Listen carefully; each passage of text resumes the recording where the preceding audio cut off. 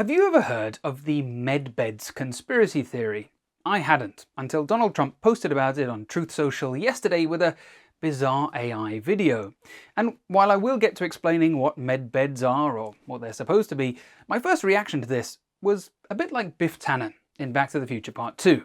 Something very familiar about all this. Because there is another enormous country with a large population, a rising tide of right-wing nationalism, a secular constitution being torn up by an openly religious government, a highly conservative swathe of the country that has an outsized influence on government, and whose residents are very fond of cows, admittedly for quite different reasons, a populist leader, a penchant for AI, and government endorsement of complete quackery. Yes, it's the country of my birth, India. India has an official government ministry for Ayush, aka Ayurveda and Naturopathy, Yoga, Unani, Siddha and Homeopathy, aka the Ministry for Nonsense. No offense, Yoga, but you have been co-opted by pseudoscientists. It's a bit like the Department of Health and Human Services, which has been taken over by RFK Jr. Oh my goodness, the parallels keep on coming. Maha apparently means Make America Healthy Again, inspired by Make America Great Again. But Maha in Sanskrit literally means great. Uncanny.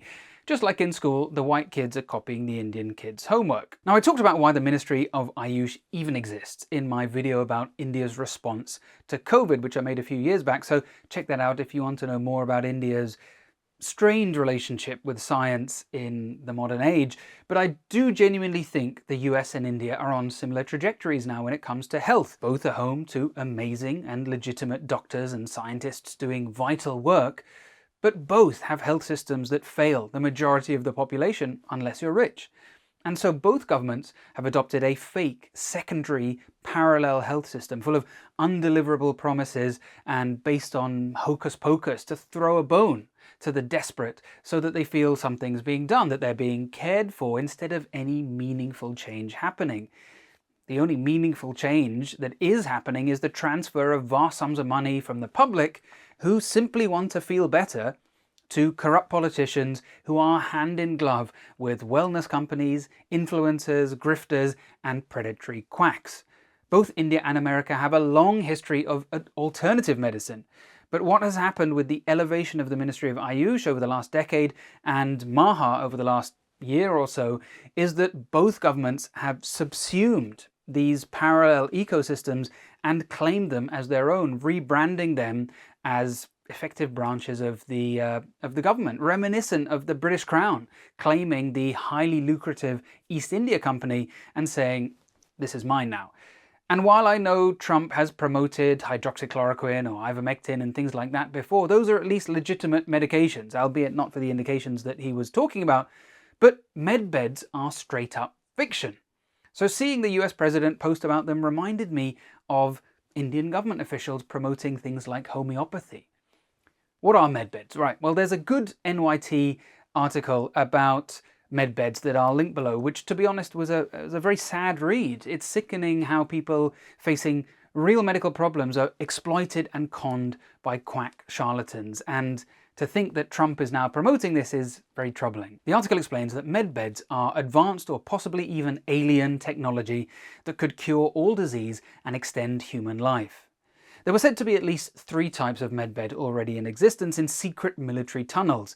One, a holographic medbed, scanned the body to instantly diagnose and then heal any sickness, no matter how severe. Another bed was able to regenerate personal DNA so people could regrow missing limbs in a few minutes. A third was designed for reverse aging and could rewind people's bodies to the age and condition of their choosing.